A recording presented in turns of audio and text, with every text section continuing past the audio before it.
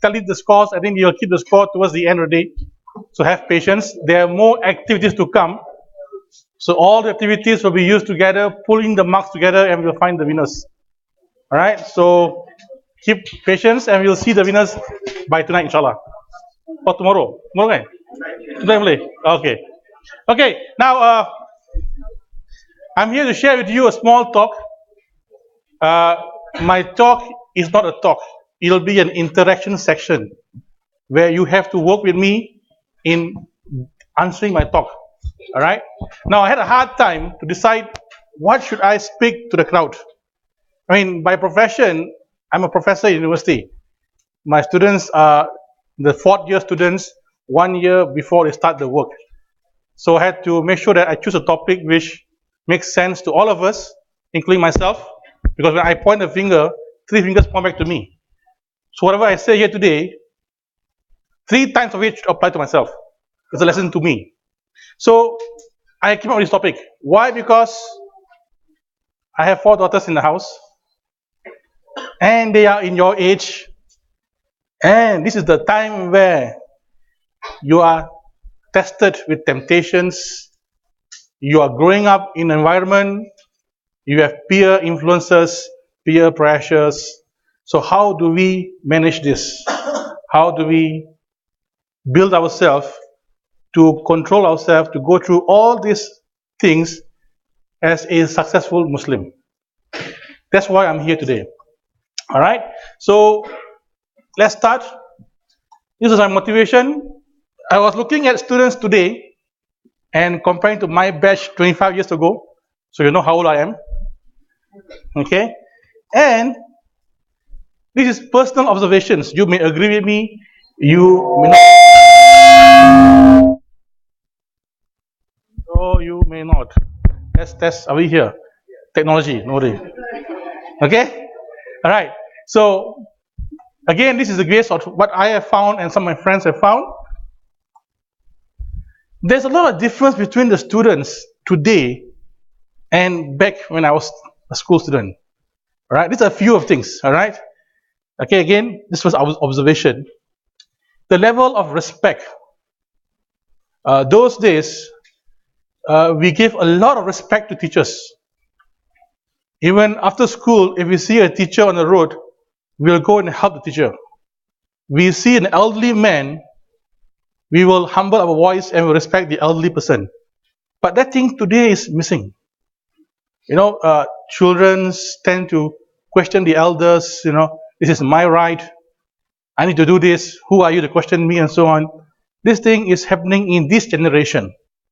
All right, and those days, I remember after school, I come home, I have lunch with my mother, get a good nap, go in the evening, play football, or hockey, or squash, come back home, spend time with the family. But today, students are just too consumed with peers. Mom, I can't live without Facebook with my friend. You know, what do you talk? I don't know. You just saw her in school, or you saw him in school, but still you want to do your Facebook. And surprisingly, when you want to survive in a world, the island, none of you mentioned about iPhone or Samsung and so on. You know, you don't need phones to survive. You don't need social media to survive. That was one of my main idea why I gave the activity. You know, that all this iPhone, social media is just not needed. All right? And then a lot of attitude problems. And of course, you've seen nowadays a lot of vulgarity, hooliganism, and so on. All this is in rise compared to what we were. Yeah, in my time, we had people who were vulgar, who were hooligan, but they were just a small minority. I mean, not him, huh? Okay? But today, this has become majority, and the students who respect the elders and teachers have become minority. There's a change. Why? That's why you're here today, to answer these questions. Why? So now we need to start to wonder why these things happen. All right? And the conclusion is, today's generation do not understand the true life of the world. Do not understand what is this world all about.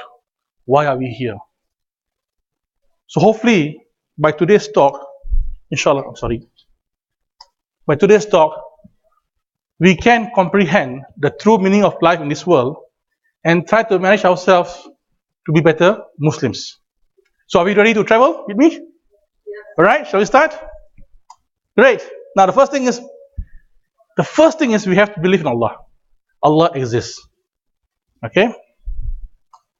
Look around you. Take a minute. Don't get too consumed with your Facebook and social media and all these chats. Look around you. There are a lot of signs to show the Creator exists. You have to understand this first before other things make sense to you. Now, if you cannot see things around you, you can borrow my glasses. If not, look at your body. Your body itself is a perfect sign. Okay, it's created in a balance. Now, how many of you have taken science? All of you, right?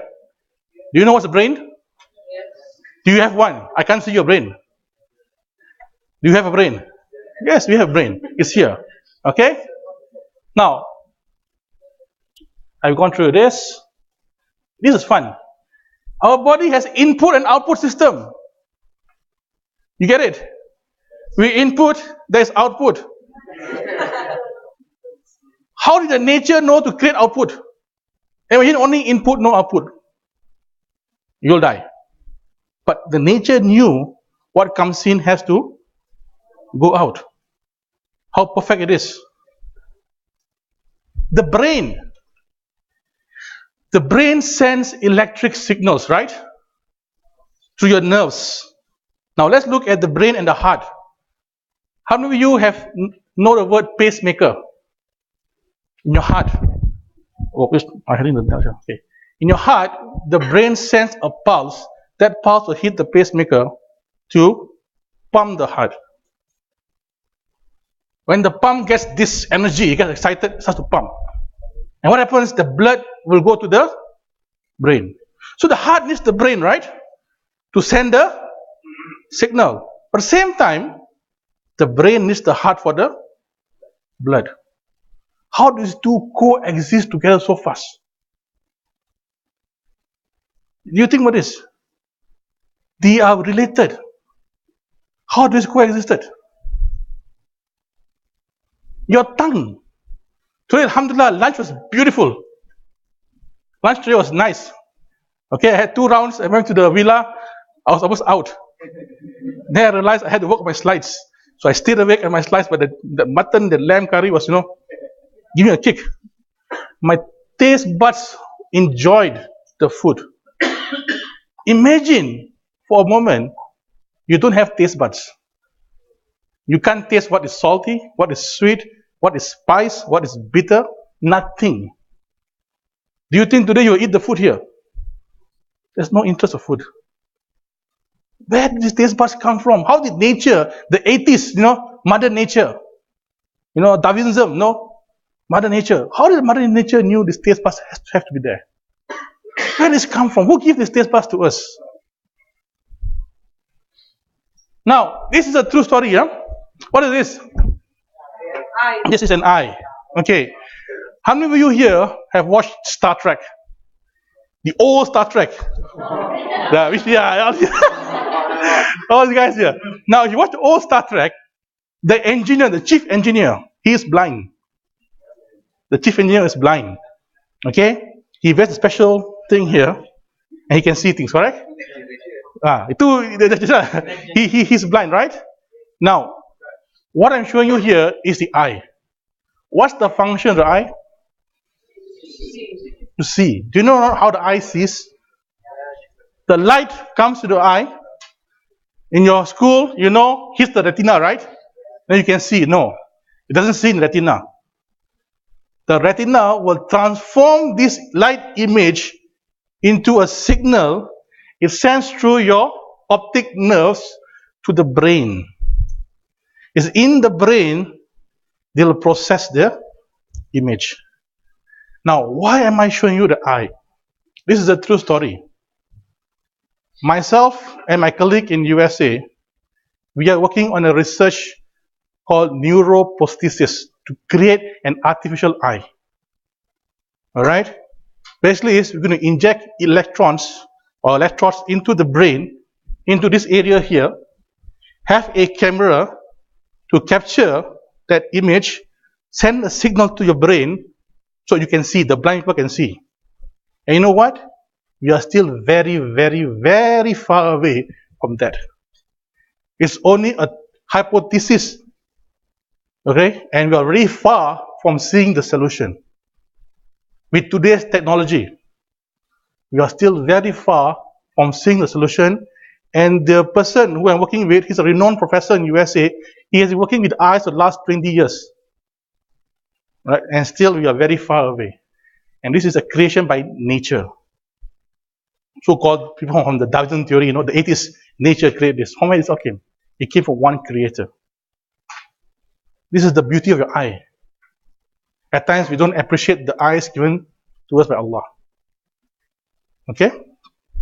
Now let's continue. Now, let's have some fun. Imagine I bring here my BMW X6, which I don't have, but just imagine. Okay? Now, we bring the car here, inshallah, one day. Right? And I give you the chance to rip my car apart. Oh, that's fun, right? You split the tires apart, remove the chassis, remove everything, strip the car naked. Alright? And then I ask my students from university to bring a large platform and put a platform here. On that platform, I'll put all these engines, I'll put the nuts, the suspension, the chassis, everything I put there. I'll have the platform closed. I will turn the platform in all directions with all speeds, throwing some thunder, some lightning, some rain, and so on for 1 year, 10 years, 100 years. What will happen? Can I get back my X6 as brand new and polished? What will happen? Answer is no. The answer is I get my damaged parts, rusted parts. This is life. This is life. So look at your body. Where did this come from? Nature tends to decay things. You take a nut, a screw, you put outside. After 10 days, what happened? You see orange color, right? What's that? A rust. Right? Those in mechanical engineers, you know. Second law of thermodynamics. Things tend to decay in life. But our body is going against decaying. It was built up. Who builds up? This is the science I'm talking about. That there is a creator who has created us for a purpose. So once we understand the creator exists, then when we tell you other things, it makes more sense. Alright. Now, human brain, you can go to the best supercomputer in the world. Only 10%. The supercomputer is only at a 10% capacity of the brain. That means only 10% of the brain, right, is as powerful as the today's supercomputer. So it shows you how powerful your brain is. 90% still not utilized. All of us are using less than 5% of the brain. All of us. So imagine if we use 100% of the brain, the power we have. And today's supercomputer cannot challenge the brain. Where did the brain come from? You answer that. Okay? So our creator is Allah. Alright, let's go back to the fact number 1. Who's this guy? Guys? Arnold Schwarzenegger. I'll be back. You know what? He always comes back right. You know? Because when he was in his late 30s and 20s, he was Mr. World, Mr. Universe. Then he became an actor. He stood for governor. Okay? He became old. This is what he is today. Guess where is we go next?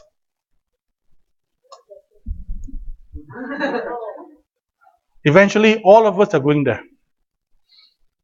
This is fact 1. I'm not done yet. We are still on fact 1. What is this?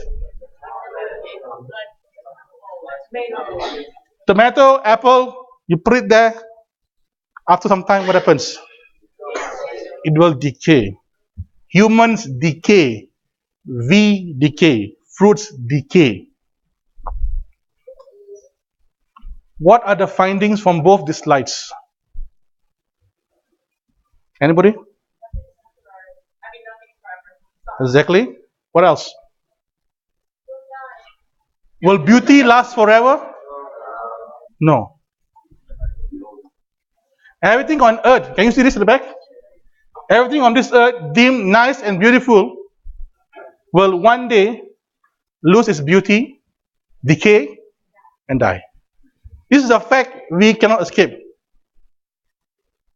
This is an example. How handsome he was, and today, you're just waiting to go there. Now, question to all of you. Should we be over concerned of how handsome or beautiful we are? We spend half an hour put lipstick, makeup, and so on. For what? Guys go gym, 6 packs, 8 packs, 14 packs. My father told me one thing when I was young. My father told me, he says, always be number one. That's why I always keep 1 pack. I don't believe more than 1 pack. All year 1 pack. Okay, now, if you understand, you agree, beauty decays, why are we spending our time to impress people with beauty? Why are you going to compete with your friends in school? Who is more handsome, who has a better body, who is more beautiful? For what? The beauty will decay. Oh, this boy is so handsome. Oh, this girl is so beautiful. I'll marry her. Yes, you are marrying her for the beauty. 5 years, 10 years, the beauty will decay. That's why you see in America, there's a lot of divorce cases. Why? Love marriage. All of them love marriage. They fell in love with the beauty. After 5, 6, 10 years, the guy turned next bed in the morning. Oh. All the makeup gone. The hair is messy. He's like, am I going to spend the next 30 years with her? Then you start to hunt a new one. Temporarily. Why? Because you didn't marry on the right reason. You marry on the reason of beauty. So this will not last. What is the everlasting beauty? Anybody? Anybody? Ladies, what is everlasting beauty? Guys? What else? Personality. Good character, good values, you respect people, help people, you smile. All of these are the beauty in you, the inner beauty in you, which will last forever. And if your spouse, to be husband or to be wife, marries you for this beauty, inshallah you'll have a nice family. Even though you're old and you still scare him in the morning, but he married you for not for your beauty, but for your inner beauty. Okay, that's fact number 1, right? Let's move on. Fact 2. Take a pen and paper you have.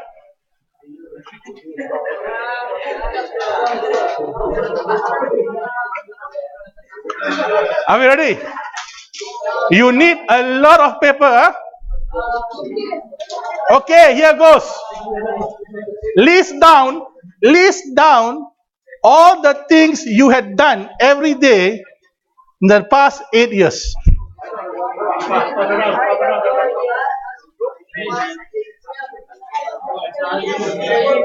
Okay, let's make life easier, guys and ladies. Forget 8 years. Let's make it easier. List down all the things you have done every day for the past 2 years.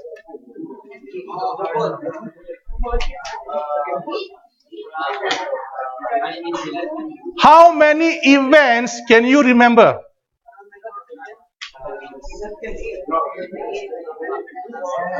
In my mind. Okay, I'm just playing with you. Huh? I'm just playing with you. The point here is, you can't even remember totally what you did last week. How can you remember the last 2 years or the last 8 years? Now, even myself, I can hardly remember my school life. I can hardly remember my friends. Yes, I was in this school. I don't remember how many students there were in the class. I don't remember the names of the students in the class. You know, same thing in university. I cannot recall what I did last week without referring to my calendar. If there's no calendar, I can't give you what I did on Monday, Tuesday, Wednesday. I can't recall. Remember, this is a fact. This is a fact. All of us go through the same thing. I'm coming there. Now, who are these people? They should know. They were very famous at one time. 1950s, 1960s. This is Catherine Hepburn, Kirk Douglas. Okay? But today, no one knows them. Today, no one knows them. Now, based on these two slides, what can you conclude? The slide where you can't remember everything. The slide where people who were at one time famous, today no one knows them. What can you conclude from here? Anybody?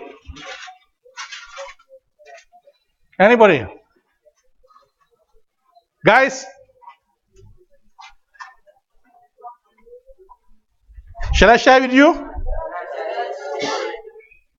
People with time forget and lose their memories. Over time, we forget things. Then why do we waste time, our energy, seeking popularity when it will fade? You understand? Today I go to school, I want all my friends to follow me, I'm walking in front or behind me, I'm be popular. I have to be popular, I have to be in the cool group. The cool group. I want to be there, I want to be popular. For what? One day, 2 days, and then eventually, no one knows who you are. You get frustrated, mentally ill, just trying your best to be in the cool group, to be popular. For what do you need this unnecessary stress? Does it make sense to be popular? But eventually, one day, people will forget who you are. Even you yourself will forget how popular you were at one time. But all that time, you put your energy and effort just to be popular. You could have used the time for something much better. This is the fact most of us are going through in school today. You have children who form their own cool group. They dress very cool. And you say, wish I can be in that team, in that group. So you try all your best to be in that group. For what? What do you get? You eventually fade. Fact 3. Again, who's this guy? Kirk Douglas. But in this case, for me, it's just a man. And all of us. And a man always has a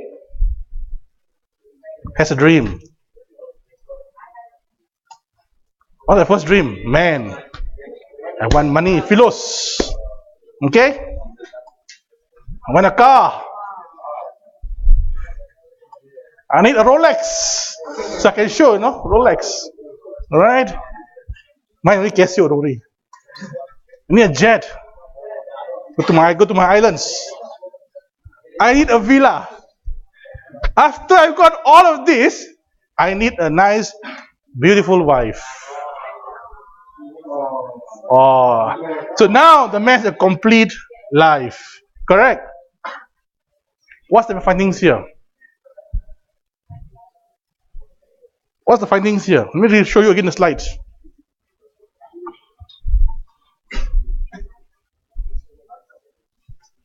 What are all of this? The word starts with M.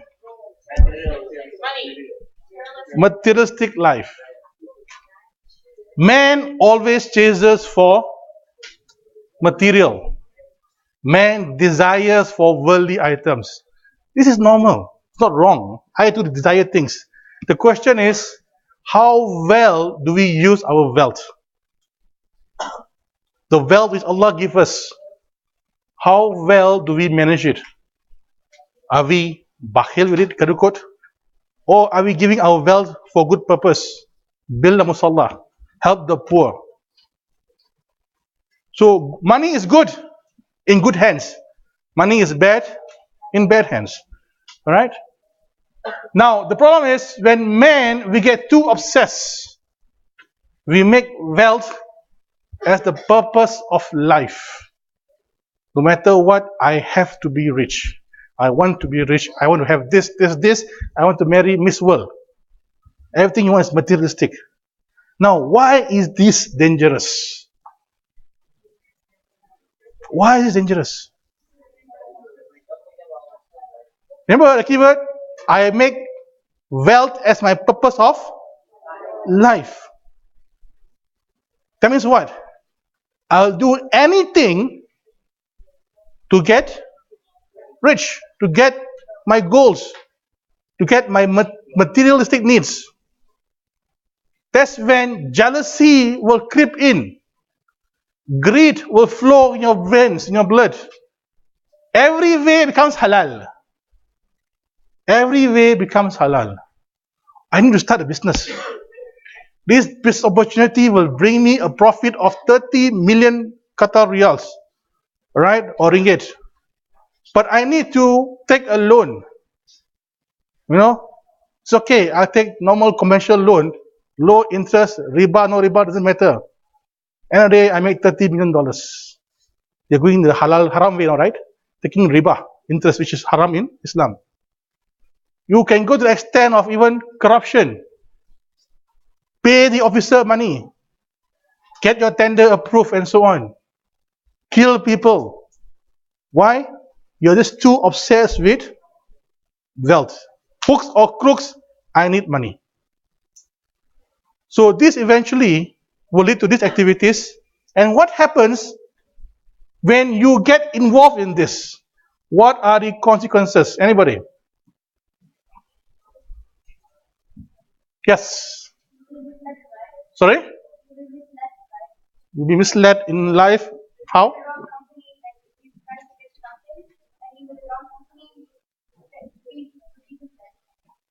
No, in personally, how would it affect you? You have no peace in mind. Why? Every day you're thinking of how can I get richer?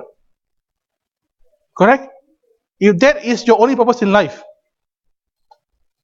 then it's going to push you every day. Today I have 10 riyal, tomorrow I must have 20 riyal, next day 100 riyals, 1,000, 1 million, 2 million, 3 million, 4 billions. You just keep on wanting. There is no cutoff, no limit. Okay? So you keep doing things. You have no peace in mind. You don't know when to stop. Because why? It is the purpose of your life. To earn wealth, right? So you don't know when to stop. Just keep on earning. You lose your identity. Why? You go all out to get that wealth. Your personal values, your core values, who you are at one time when you're small, you lose everything. Alright? And of course, if you don't achieve the wealth which you want, what do you get? Frustration. This is another reason why you have high suicide rates in the world. Okay, fact 4. What is this? Think more. What's happening there? Dia mandi kan? The baby is having a shower. I can't put myself there, so I put the baby there. Okay? Now what's this? This is me having shower. What else do you see there? There is soap, there is hair dryer, there's toilet tissues there. A lot of things, right? Okay, let's go on. What do you see here? See beyond. What is this?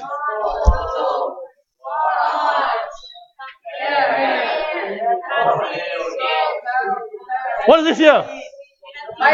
Virus. Okay, coming, more coming.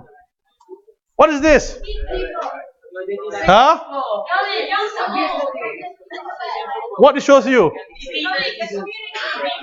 What is this? Old people, handicapped, accident on wheelchair.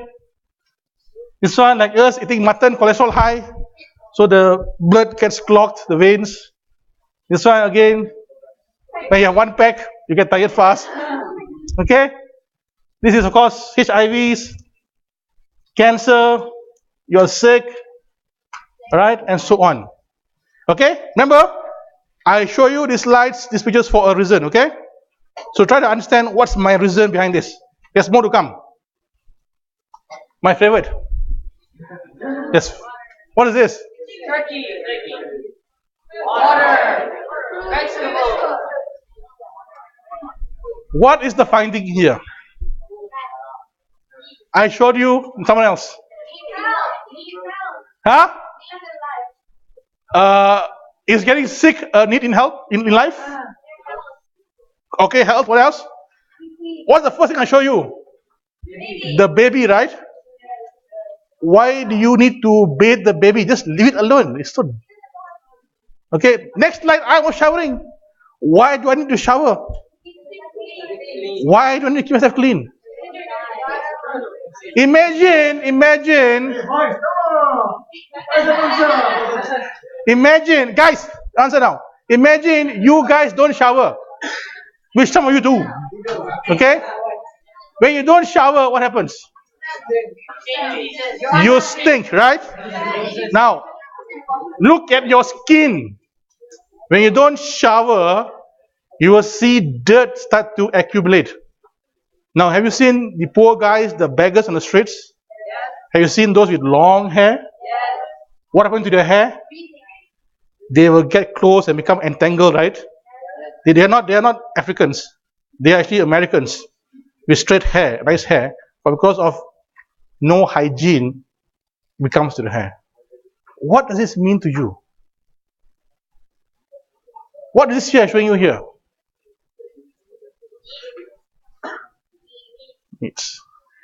In general, it tells you we men, we are weak. Even women, we are weak.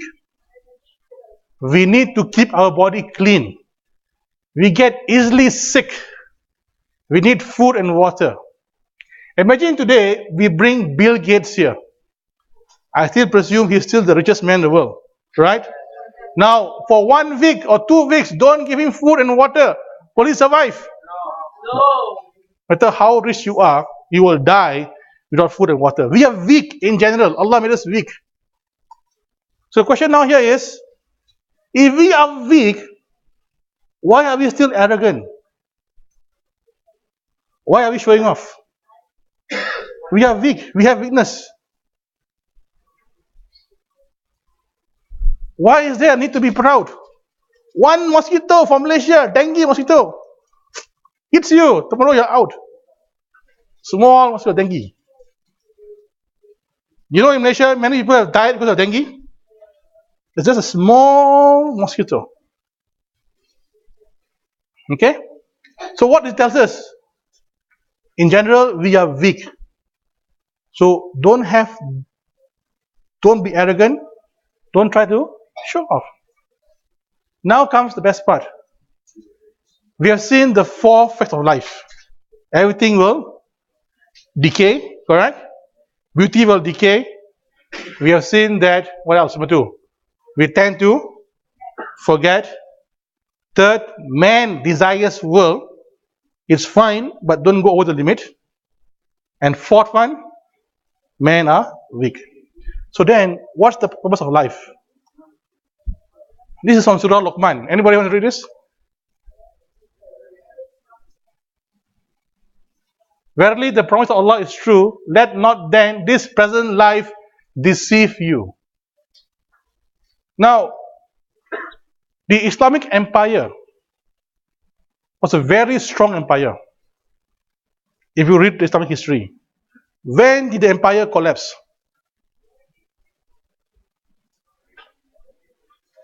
When Kemal Atatürk in Turkey went against Muslim, right?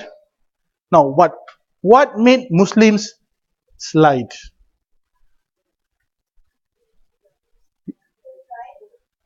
Okay? This goes back to 1897, if I got the year right. The Jews, they had a meeting. This is a true story. The Jews says, we cannot fight Muslims in battle. We cannot go against Muslims in battle. Why? Because the Muslims, they hold Quran dear to the heart. A lot of Hafiz were there back then. Quran were dear to the heart. They can die for Islam. So it says, okay, let's take Muslims away from Islam. How is that? Make them forget about Quran. That's where you have all this entertainment, life, and so on. The world started to deceive the Muslims, and we fell into that trap. And today, many of us, Quran are either on the wall, posted as nice paintings, or it's kept high in the shelves, but not close to our heart. We are just too trapped with the world. The world has deceived us. Okay, what else? He it is who created the heavens and the earth in 6 days, and his throne was over the waters, that he might try you, which of you is the best in conduct. And finally, as I've already mentioned earlier just now, I did not create the jinns and the humans except for one purpose, that is to what? To worship me. Semoga? Okay. Okay. Thanks. Mungkin yang copy only got. So this one is Surah Al-Ghariya, ayat 56. Alright? Now, here, what does the term worship means? Are we just supposed to pray, read Quran, fast, pay zakat? Is that worship? No. There is a bigger term of worship.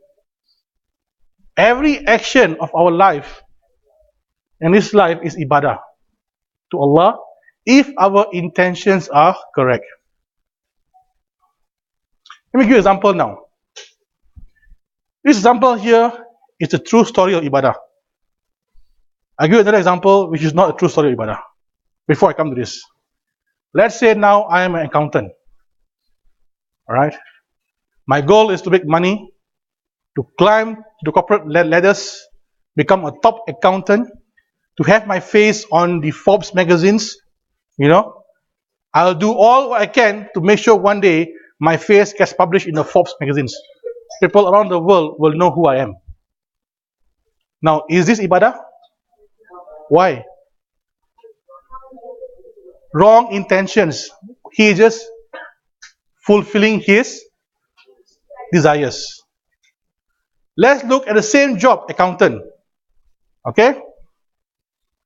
I work for company X as an accountant for Allah's sake. Now, what do you mean Allah's sake? What is Allah's sake?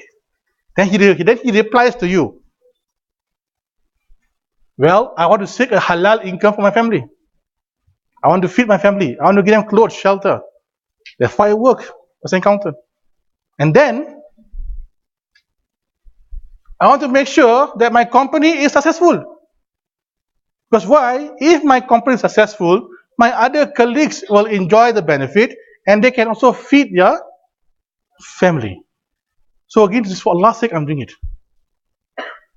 And if I have extra money, I'll share my wealth, some portions of it through zakat, and help the needy and poor. So this tells you that we are studying hard. Doesn't mean that you must go to university just to have your face on the magazine. No.